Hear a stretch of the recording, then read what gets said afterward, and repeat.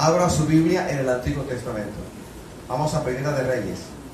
Primera de Reyes 19:10.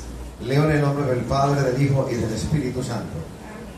Él respondió: he sentido un vivo celo por Jehová, Dios de los ejércitos, porque los hijos de Israel han dejado tu pacto, han derribado tus altares y han matado a espada a tus profetas, y solo yo he quedado y me buscan para quitarme la vida. Siga leyendo usted.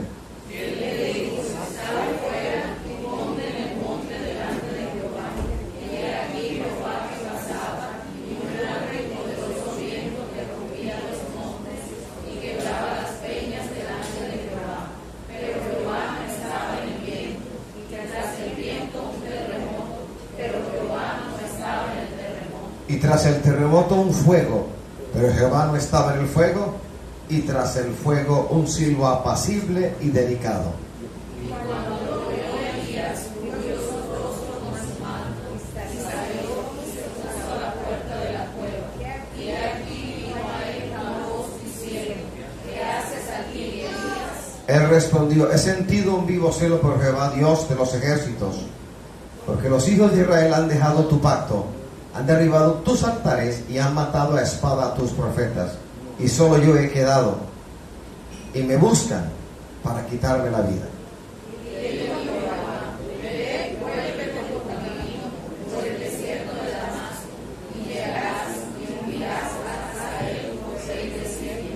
Y a Jehú, hijo de Nimsi, ungirás por rey sobre Israel, y a Eliseo, hijo de Safat, de Abel Meola, ungirás para que sea profeta en tu lugar.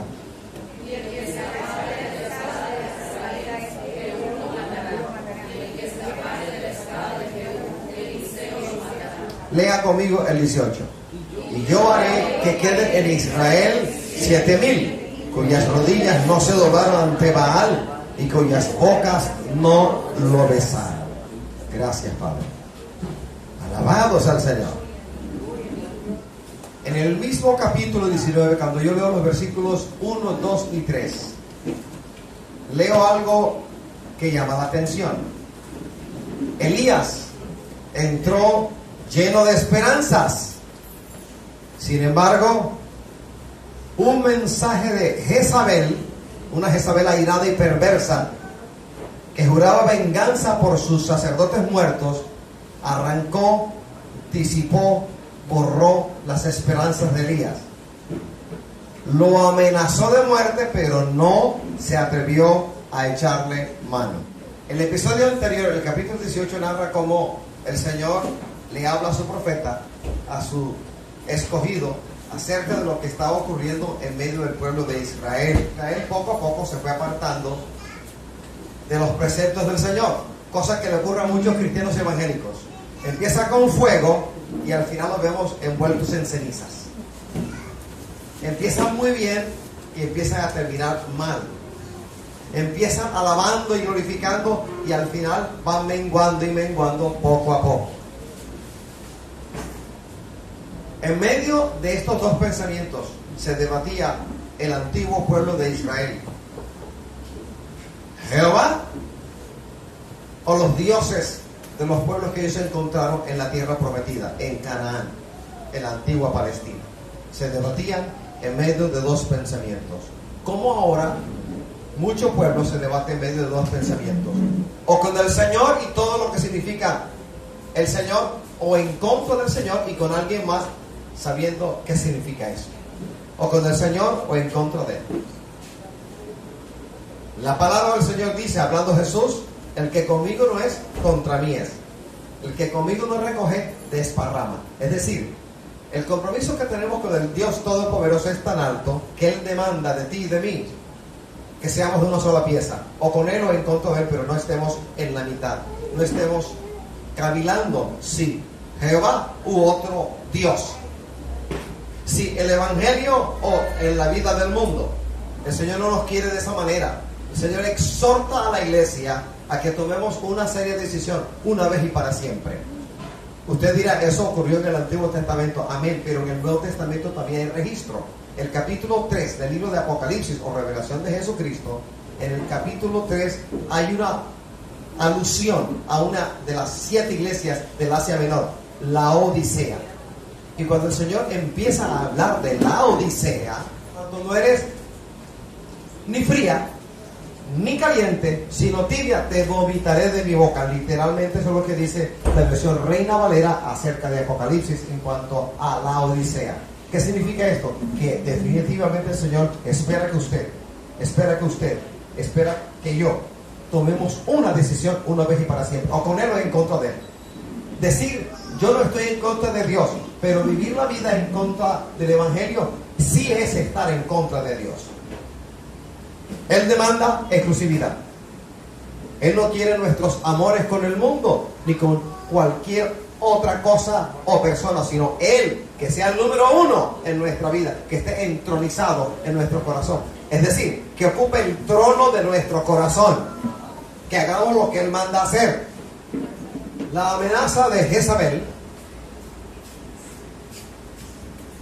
hizo o produjo un efecto inmediato en Elías, y el efecto fue nada grato. En ese momento a Elías le faltó fe.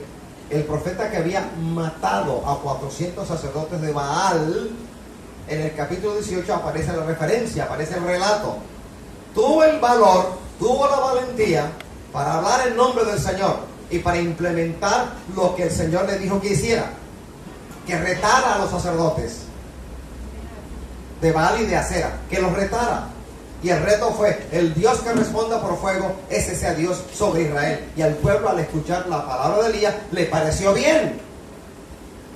Elías exactamente sabía lo que estaba ocurriendo, así que Elías le dio la prioridad a los otros sacerdotes. Empiecen ustedes. Así que hicieron un altar, mataron un animal, lo descuartizaron, lo colocaron allí. Y Elías hizo posible que echasen mucha agua en una zanja alrededor del altar. Y ese fue el reto. El Dios que responda por fuego sea Dios sobre Israel. Así que ellos empezaron. Y hasta mediodía estuvieron saltando, brincando en una danza satánica, invocando a sus dioses, haciendo heridas en su cuerpo, lastimando el cuerpo, y no cayó ni humo del cielo. Al final Elías se estaba burlando diciendo, a lo mejor, griten más duro, a lo mejor se durmieron, están de paso, están de descanso, pero no cayó fuego. Y llegó el turno de Elías. Elías hizo posible que echase más agua alrededor del altar. Y cuando él clamó, fuego de Dios cayó y consumió el altar, lamió el agua y quemó el altar. Pero antes de que el fuego de Dios cayese de manera física y todo el mundo viese lo que estaba ocurriendo, altar hizo algo muy... en el altar de Israel había ruina, y Elías hizo algo muy conmemorativo. Cogió las 12 piedras y formó, levantó, restauró el altar que estaba caído. Este mismo personaje, el profeta del fuego, en este momento, cuando supo de la noticia de la amenaza contra él, se acobardó. Le faltó fe. Y huyó del territorio donde se encontraba hasta lo más norte de Judá, hasta lo más septentrional de Judá. Se fue, porque no se creyó seguro en ese lugar donde estaba. ¿Qué hizo? Despidió a su siervo, le dijo, vete.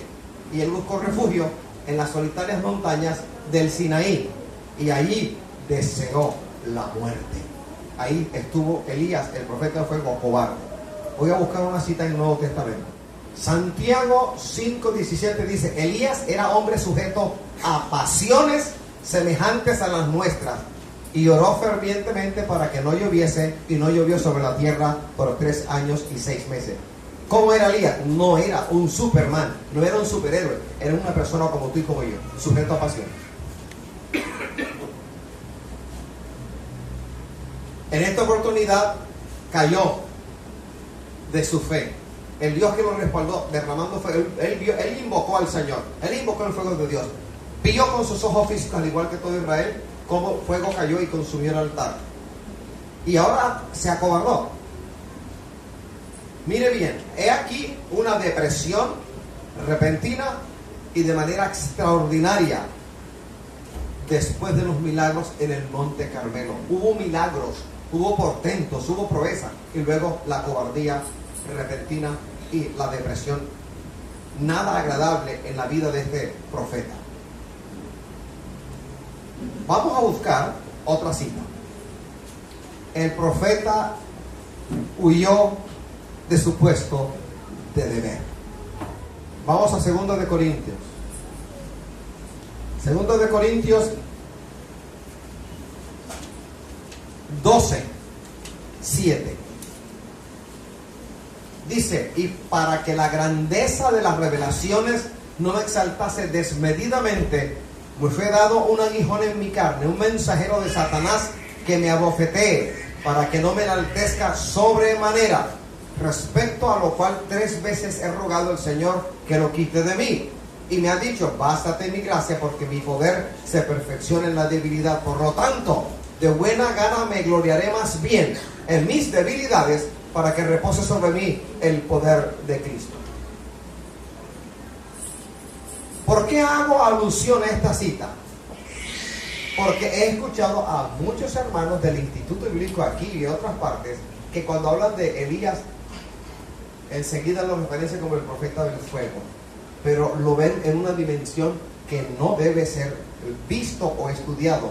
Elías, un hombre común y corriente, uno parido por una mujer como todos nosotros, un adánico, un descendiente de Adán, sujeto a pasiones, como nosotros. En el caso de Pablo, que acabamos de leer en 2 de Corintios 12, del 7 al 9, hablamos del apóstol de los gentiles, aquel que antes de convertirse al Señor era un perseguidor de la iglesia, era fariseo de fariseos, celoso de la doctrina de los fariseos, que veía el evangelio como una locura y que perseguía a todos aquellos que proclamaban el nombre de Jesucristo, y con cartas escritas en mano dadas por sumos sacerdotes fue a Damasco a hacer lo mismo, a perseguir la iglesia, a azotar a los cristianos, a llevarlos a la muerte. Y el camino a Damasco, antes de entrar a la ciudad de Damasco, la capital de Siria, el Señor se le apareció y tuvo un encuentro con el Señor y quedó ciego 3 días. Allí empezó la conversión del perseguidor de la iglesia. En el mismo libro de Hechos, donde se narra la conversión de Pablo, hay una palabra que el Señor da con respecto a Pablo. Instrumento escogido es este para que anuncie el evangelio ante las naciones. Y también dijo algo más: porque le tocará sufrir por la causa del evangelio. Al igual que usted, al igual que yo, no somos la excepción. El evangelio de Jesucristo no se acomoda a nosotros. Nosotros nos tenemos que acomodar al evangelio de Jesucristo. No es como usted diga, no es como usted diga, no es como yo piense, es como está escrito en la palabra. O te guías por la palabra o te guías por tu propio pensamiento. Y créeme que tu pensamiento es finito, de derrota, y no te va a llevar para nada bueno, en tanto que la palabra es lámpara a nuestros pies y lumbrera al camino. Ella, la palabra revelada, escrita, es verdaderamente guía para cada uno de nosotros. Amén. De vuelta a Elías. Elías huyó, dejó su puesto, dejó su deber, como algunos cristianos evangélicos que he conocido han dejado el evangelio. Y he oído a muchos decir: es que yo estaba equivocado, todo no es legalismo, y meten bajo la figura del legalismo algo diferente, porque no entienden lo que es el legalismo. Ellos no saben lo que es el legalismo, pero quieren bajo la denominación del legalismo meter todo lo que es consagración, santidad y pureza, y apartarse del mundo. Entonces, esgrimiendo el argumento falaz, horrible, hediondo del legalismo, empiezan a hacer cosas de las cuales ellos ya habían renunciado antes, como tomar trago, tomar cerveza y andar con una mujer diferente a la suya. o como andar con un muchachito de 18 años que no es su esposo, o hacer de la iglesia nido de aves rapaces, o hacer de la iglesia, del evangelio, un modus operandi para obtener ganancias deshonestas. Vea bien, hermano. Primero, en el Monte Carmelo, capítulo 18 de Primero de Reyes, un portento, un verdadero portento. La mano de Jehová se extendió en un momento crucial en la historia de Israel y derramó fuego. Derramó fuego a la vista de todos los sacerdotes de Acera y de Baal, a la vista de todo el pueblo de Israel que estaba expectante. Era una especie de gran número de espectadores viendo lo que estaba ocurriendo. Todos vieron, el fuego fue a la vista de todo el mundo, no solamente a los ojos o a la mirada de Elías. Elías, el profeta del fuego, ahora lo vemos el profeta cobarde.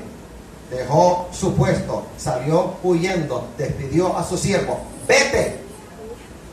Y patitas, ¿para qué te tengo? Se fue huyendo, abandonó su puesto, cobardemente. Bíblicamente hablando hay muchos recordatorios. Me voy a referir a uno. Busque Éxodo 17, versículo 8. Amén. Entonces vino Amalek y peleó contra Israel en Refidim. Y dijo Moisés a Josué: escógenos varones y sal a pelear contra Amalek. Mañana yo estaré sobre la cumbre del collado y la vara de Dios en mi mano. E hizo Josué como le dijo Moisés, peleando contra Amalek. Y Moisés y Aarón y Hur subieron a la cumbre del collado. Y sucedía que cuando alzaba Moisés su mano, Israel prevalecía, mas cuando él bajaba su mano, prevalecía Amalek. Y las manos de Moisés se cansaban, por lo que tomaron una piedra y la pusieron debajo de él, y se sentó sobre ella.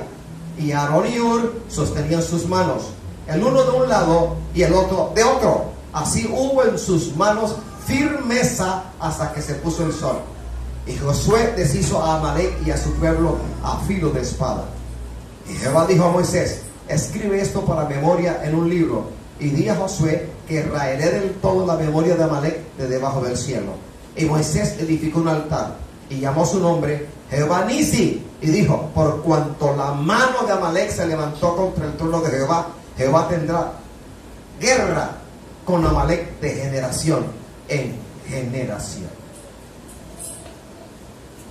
¿Por dónde vino el ataque? Por la retaguardia, no por la vanguardia, porque Amalek no se presentó ante el Israel que iba en éxodo, iba caminando, iba marchando. No fue de frente, fue por detrás, porque ellos sabían que detrás de la marcha había ancianos, había niños, estaban los más débiles, los más desvalidos. Así que fue un ataque cobarde, inmisericordia, terrible. Pero antes del ataque hubo dos milagros. Hubo maná y agua de la roca. El mismo pueblo que había anteriormente pasado por el sedazo, por el filtro de un par de milagros, maná y agua que brotó de la roca para satisfacer su terrible sed, en este ataque que Dios permitió de Amalek se acobardó, como lo hizo Elías. Primero Carmelo, qué victoria, y luego se acobardó por la amenaza de Jezabel. Al igual que el pueblo de Israel, el viejo Israel, atacado por Amalek por la retaguardia. Y hubo dos milagros anteriores. Dos milagros. Maná. Maná es una expresión hebrea antigua que significa ¿qué es esto? Porque vieron hojuelas blancas caer y caer y caer y caer en grande manera, en abundancia, para el sostenimiento, para que comieran. Y preguntaba ¿qué es esto? Maná. Y en un momento hubo sed y no había agua. Si usted pudiese ver fotos satelitales de esta tierra, el Medio Oriente, entendería cuán seca es esa tierra. Desierto. Hay parte que se ve de color marrón claro, hay otra parte que se ven amarillentas y muy poquito se ve de verde. Así de seco, de terrible es la resequedad en ese lugar. Y eso no ha cambiado mucho, ha empeorado. Hubo 2 milagros: maná y agua de la roca. Un tiempo de bendición y de tranquilidad. Y luego vino el ataque. Terrible, por donde menos lo pensaban.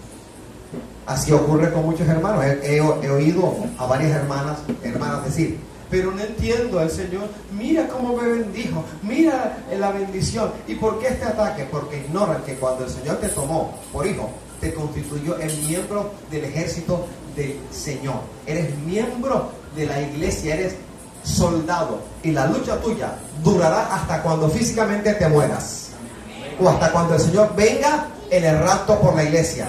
No hay vacaciones. Si preguntas por qué, pierdes el tiempo. Eres necio, porque la respuesta está en la palabra. El Señor dijo: en el mundo tendréis aflicción. ¿Por qué te extrañas que tengas aflicción en el mundo? ¿Por qué vas a repreguntar? Vas a cuestionar, vas a dudar de la grandeza, de la sabiduría, de la profundidad, de la lealtad del Señor, preguntando: ¿pero por qué? ¿Qué pregunta tan necia? Esa pregunta es de la tierra, no del cielo. ¿Por qué? Porque Él es Dios. A Dios no tenemos que enseñarle cómo hacer las cosas, ni cómo proceder. Nosotros somos quienes necesitamos urgentemente la guía del Señor, el consejo divino, la lección de Dios, su sabiduría. Somos nosotros. Él de nosotros no necesita nada sino obediencia, fidelidad. A su nombre. Gloria. A su nombre. Gloria. Eso de que venga a la iglesia y todo se te resuelve es una verdad a medias, es decir, es una mentira. Ven a los pies de Cristo y todo se te resuelve. Mentira. Es una mentira. Cuando llego a Cristo, ¿qué se me resuelve? El mayor de todos mis líos. Mi alma pecadora limpiada es por la preciosísima y marcesible sangre del Cordero. Me lava, me limpia, y en mí se produce entonces el más grande de todos los milagros: el nuevo nacimiento. Milagro que tiene vigencia en esta vida y cuando muera, en este siglo y en el venidero. Amén. Ese milagro no va a cesar. Si nosotros no pecamos y no nos regresamos al vómito fétido de antaño, nosotros veremos la perpetuidad de este milagro. Tiene provecho ahora y en el siglo venidero. ¿Qué se resuelve cuando uno llega a los pies de Cristo? El lío de líos. El gran problema, el más grande de tus problemas, es la salvación del alma. A partir de ahí, usted tiene que ser fiel, leal a alguien que te tomó por hijo, a alguien que te tomó por soldado. Y ahí en la iglesia cristiana evangélica en Barranquilla se raja, porque hay mucha infidelidad. Cada uno ha querido hacer como ha querido. Cuando yo leo el libro de Jueces, el libro de Jueces es una tristeza. Cuando yo leo el libro de Jueces, el corazón se entristece. A Dios gracias que lo bueno, lo malo y lo feo están condensados en la palabra. Leer Jueces es leer cuando empieza, como el pueblo, cuando ingresó a la tierra prometida, no hizo lo que el Señor le mandó. Ahí empezaron los males. En esos tiempos, la memoria de Israel falló y olvidó los portentosos hechos suyos a favor del pueblo de Israel, sacándolo de Egipto de servidumbre. Se les olvidó, rápido se les olvidó. Leo el libro de Jueces y el Señor tenía que levantar juez tras juez. Levantaba un juez porque había un problema. Ese juez era utilizado por el Señor y liberaba a Israel del enemigo que lo estaba atacando. El tiempo pasaba y otra vez caía en la misma depresión espiritual. Se olvidaban de Jehová y era necesario que el Señor levantase a otro juez. El último de los jueces fue Samuel. Cuando leo el libro de Jueces al final, ¿sabes qué dice? Y en esos días cada uno hacía según le parecía. Así era Israel. Y el día en el cual en la iglesia cada uno empiece a hacer según le parezca, habrá caos y habrá anarquía, y el Señor no estará presente. Así que no es lo que tú digas, es lo que yo digo, tampoco es lo que dice la palabra del Señor. Amén. Amén. O el Señor o nosotros. ¿A quién escoge usted? Yo escojo al Señor. Amén. Yo a usted no lo escojo al Señor. Amén. Primero Señor, segundo Señor y tercero Señor, para quien pido un grande aplauso.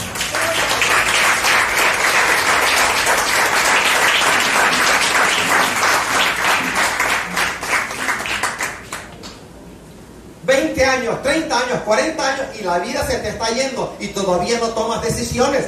Sigues pensando que es como tú quieres, que eres el hijo preferido de Dios y no lo eres. Dios no hace excepción de nadie, no hace excepción de persona, no lo hace. La vida, hablemos de tu vida y hablemos de mi vida. La vida nuestra es tan corta y tan frágil, tan corta y tan frágil. Cualquier cosa que Dios permita te puede arrancar la vida. Durmiendo te puedes morir. Jugando fútbol, ya muchos han muerto. Trabajando te puedes morir. Para morir se necesita estar vivo y estás vivo. ¿Por qué digo que es corta la vida? Que son 120, vamos a ser hiperbólicos, exagerados. Vamos a suponer que usted tiene la capacidad de vivir más de 500 años, digamos 600 años. Compare 600 años con toda la eternidad. ¿Qué es esa cuenta? ¿Qué es ese número de 600 años comparado con la eternidad? Absolutamente nada. Nada. En cualquier momento la vida se puede ir. Y Dios quiere que tú traigas a la memoria esta gran verdad. No pases por lo digas, eso no es conmigo. Eso no es conmigo, porque puede ser contigo. ¿Y por qué digo que es frágil? Cualquier enfermedad, cualquier virus desconocido. Al norte de Brasil, donde hay una población grande de inmigrantes japoneses, ha habido brotes de enfermedades con un nombre impronunciable, no rastreables, que llegó, se presentó, brotó y mató en menos de mediodía a muchos y caían como moscas y de pronto cesó. En Inglaterra más recientemente una bacteria apareció, nadie sabe de dónde, y empezó a matar y a matar y a matar, y sobre todo el globo terráqueo ha habido enfermedades endémicas de origen absolutamente desconocido, poco rastreables, raras, absolutamente extrañas, que han diezmado mucha población. La vida tuya, la vida mía, qué vida tan frágil. Si el Señor no la sustenta, estaríamos en un lío bien grande. Alabado sea el Señor. 2 milagros hubo. 2 milagros hubo. Estos 2 milagros produjeron una profunda impresión en la conciencia, en los ojos, en la retina de todo el pueblo, hasta tal punto de saber que Dios estaba con ellos. Una vívida experiencia de 2 grandes milagros. Decían, aquí está el Señor, he aquí en la presencia, he aquí la ayuda sobrenatural de Jehová. Estaban tranquilos y llenos de valor, aparentemente. Sin embargo, cuando se presentó el ataque, la fe se fue. La fe se fue. La fe es probada. El amor por Dios es probado. ¿Dónde se prueba la fe del cristiano evangélico, del Hijo de Dios? ¿Dónde? ¿O bajo qué circunstancias? ¿Bajo lo bueno? No, Señor. Porque cuando tu nevera habla de la abundancia que hay en ella, cuando tus cuentas bancarias de ahorro o corrientes hablan de una abundancia económica, para ti es tan fácil decir, Dios es bueno y para siempre es su misericordia. Cuando gozas de salud, hasta tal punto que puedes comer una sola comida vieja, rancia, sin que nada malo te ocurra, porque tienes salud, puedes decir, gozo de salud, qué bendición, Jehová está conmigo, ¿quién contra mí? Y cuando ningún enemigo sale a flote y parece que nada malo te rodea, cuando a pedir de boca están las respuestas de Jehová, un día te levantas diciendo, y no lo dices, sino que aquí en la mente dice, ojalá yo pudiera comer hoy mojarra con yuca, como cuando yo estaba de niño, y se aparece un familiar o un hermano o un vecino, aquí tiene yuca y aquí tiene mojarra. Es decir, allí, bendito Jehová, decimos todos. A ver si nos atrevemos a decir igual cosa cuando no haya sino agua y un pedacito de cebolla y medio tomate en tu nevera. A ver si dices lo mismo cuando estés en el hospital. A ver si dices lo mismo cuando todo el mundo en tu barrio se levantó contra ti porque te quieren eyectar, te quieren expulsar de tu vecindario.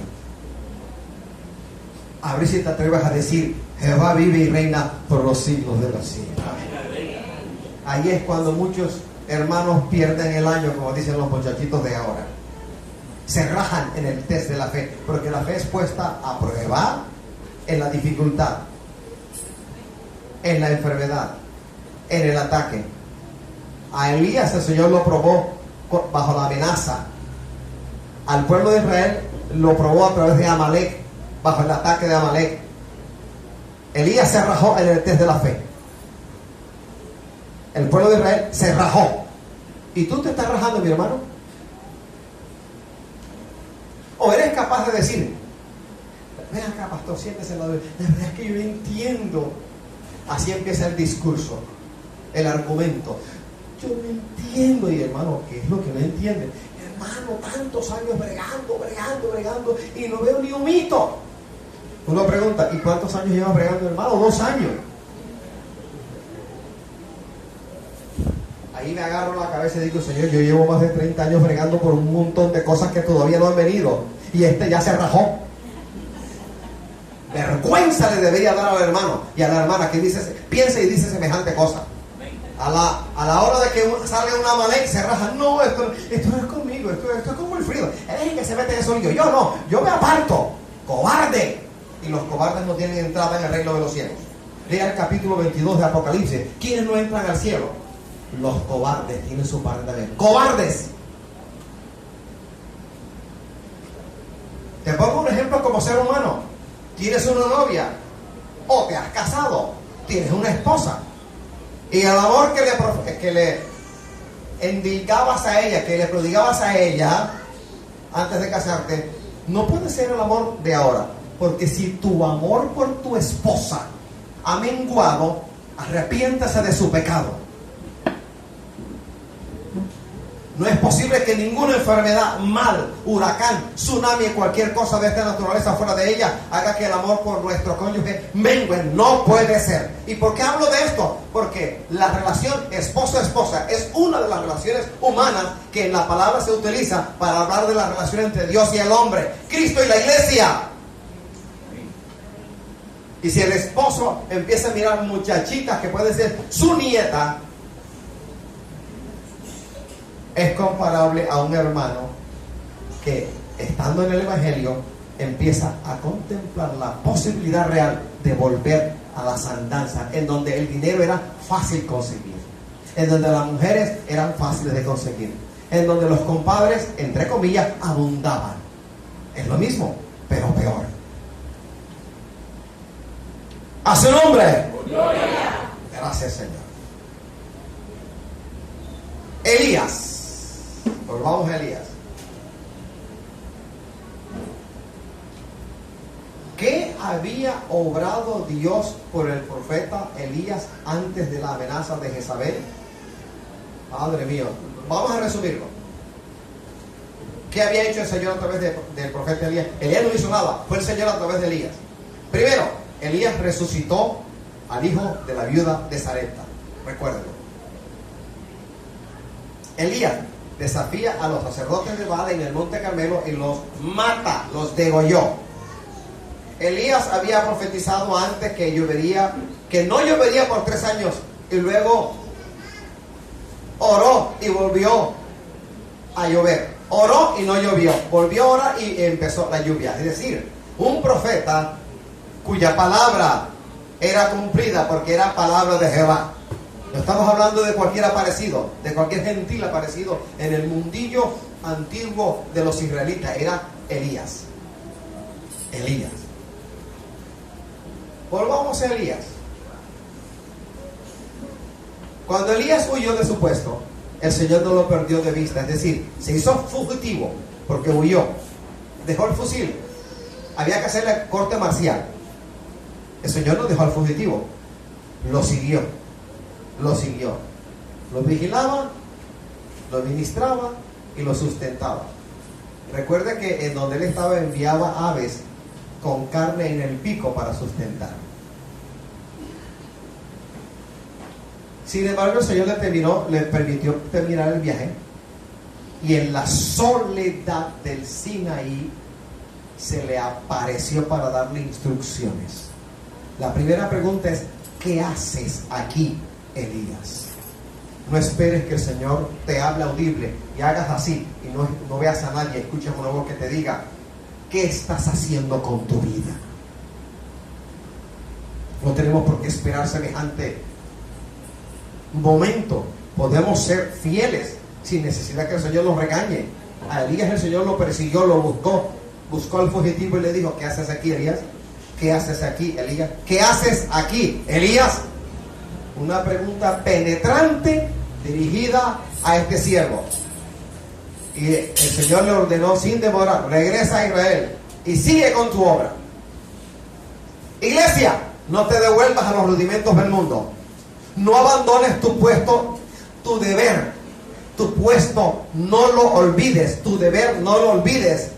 Debes orar, es una obligación, a la vez que es un privilegio, es una verdadera ordenanza del Señor. Orar, orar, orar. Samuel dijo en un momento: pecaría yo contra Jehová si dejase yo de orar por este pueblo. Es una ordenanza orar, orar. Te toca orar por tu propia vida, te toca orar por tu entorno familiar. ¿Sabes quién guarda tu casa? El Señor. ¿Y sabes cómo la guarda? A través de tu oración. Tu oración es necesaria. Cuando un ser humano lleno de fe clama al Padre en el nombre de Jesucristo para que la familia sea protegida, el Señor la protege, el Señor la guarda. Alabado sea el Señor.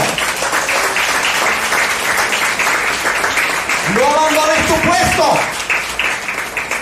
No abandones tu puesto. Deja la cobardía, dale un puntapié a la cobardía. Abandónala, que te va a matar, te va a quitar lo bueno que el Señor te quiere dar. A su nombre. Gloria. A su nombre. Gloria. Cuando hay amor entre esposo y esposa, brujería, hechicería, vudú, magia negra, entierro, maldiciones generacionales, etcétera, etcétera, etcétera, que envían contra ti, no entran. Porque alrededor de un hogar en donde hay oración y hay amor, hay un círculo triple, círculos concéntricos de fuego de Jehová, y ahí no entra nada.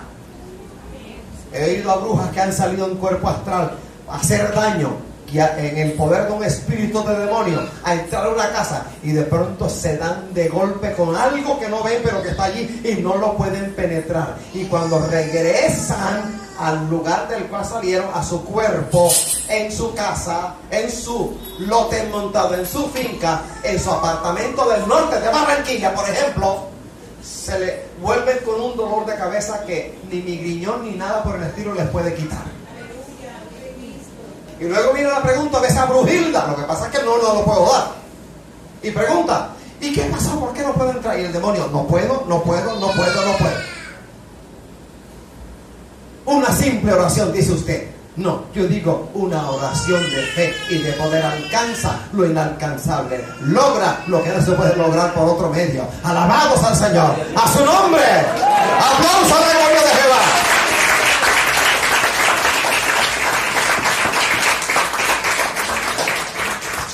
El lío de Elías con el Señor era que dejó su puesto, abandonó su comisión, su mayordomía, la dejó a un lado, tiró, se acobardó y se fue. Pensó en él, no en el pueblo. Pensó en él, no en Jehová. ¿Para qué llamó el Señor a Elías? Lo levantó en medio de una apostasía terrible, sobre todo al norte de Israel, lo que correspondería más tarde a Samaria. Lo llamó para que fuese profeta, para que anunciara la voz de Jehová, para que amonestara a reyes, a señores, a líderes, para que se enfrentara a los enemigos de Israel. Ese era su trabajo. ¿Cuál es tu trabajo en tu casa? Orar por los tuyos. Cuando dejas de orar, mengua el poder de Dios. He aquí una historia, una anécdota. Alguien en esos lares, modernamente, cristiano evangélico, hijo de Dios, oraba: Señor, guárdame, mire por dónde voy yo, por el camino, guárdame, hay salteadores, asaltantes, guárdame, guárdame, guárdame. Y no se daba cuenta que los demás veían algo que él no veía, y era que se acostaba allí con su caravana y alrededor había un castillo. Él no sabía que estaba dentro de un castillo, pero él no lo veía. Y oraba y siempre estaba el castillo fuerte y él dentro. Él no lo veía, pero estaba allí. Protección. Protección. Pero dejó de orar, empezó a menguar. Y los que veían el castillo, ¿sabes cómo lo veían? Parte de la muralla del castillo ya no estaba allí, estaba derruida por la falta de oración de él. ¿Usted lo cree? Porque yo lo creo.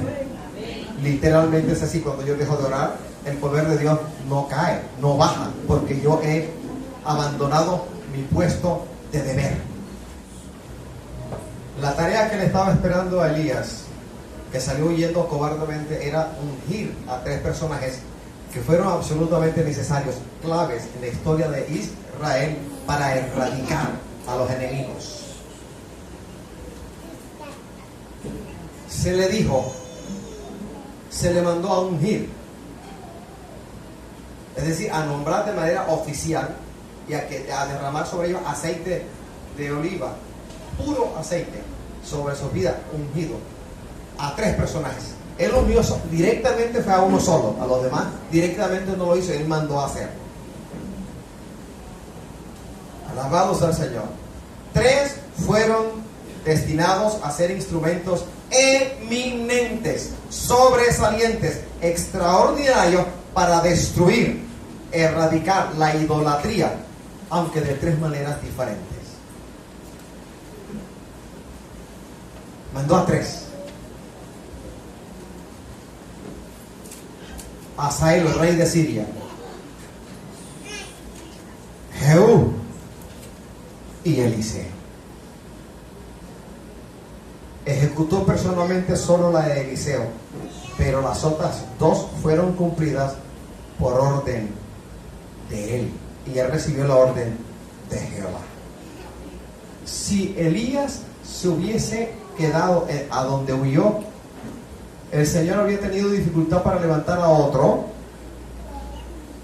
para esta labor, para este trabajo. Reitero, ¿qué le estaba esperando a Elías cuando huyó cobardemente? Cuando el Señor lo reconvino y le devolvió al lugar donde tenía que estar, tenía que hacer 3 cosas: ungir a Hazael, rey de Siria, un extranjero, a Jehú y a Eliseo. Y estos tres, el Señor los utilizó para literalmente arrancar la vida, quitar la vida a los idólatras, para erradicar, para borrar, echar fuera de Israel la idolatría en todo ese vasto territorio. Cuando usted abandona su puesto, deja de hacer lo que el Señor te manda hacer, créeme que hay dificultades y no te das cuenta. Cuando yo me arrodillo a orar y empiezo a orar y a orar, y en medio de la oración que hago con mi entendimiento, es decir, en castellano, empiezo a orar en lengua, ¿qué sabes tú que está haciendo el Señor? ¿En qué parte de la tierra? A través de una simple, entre comillas, oración que usted está haciendo en lenguas. Cuando uno habla en lenguas, dice el capítulo 8 del libro de Romanos, uno no sabe pedir como debe pedir uno, pedir de manera efectiva, uno no lo sabe. Yo sé por qué cosas orar, pero de manera efectiva lo sabe el Espíritu Santo. Y el Espíritu Santo me llena, me bautiza y hablo en lengua, oro en el Espíritu y hablo un lenguaje que mi entendimiento no comprende, va más allá de mi entendimiento. Cuando oro en lenguas, es decir, oro en el Espíritu, mi mente queda sin entendimiento, sin fruto, pero allí es el Espíritu Santo que me utiliza de espíritu a espíritu para interceder.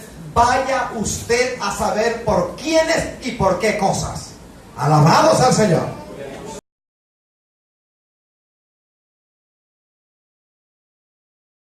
Una vez estaba orando en lenguas y de pronto se me sale en medio nombre. Me salió un nombre y yo me espanté, pero seguí orando y Señor, no te voy a preguntar, no voy a ser necio y preguntarte por qué estaba orando yo por esa mujer. No lo voy a hacer. Te doy gracias porque me utilizaste como un medio. Conozco a una al lado de su casa, desde la ventana de su casa podía ver parte del patio de la casa del lado, y en el patio de la casa del lado había una perrita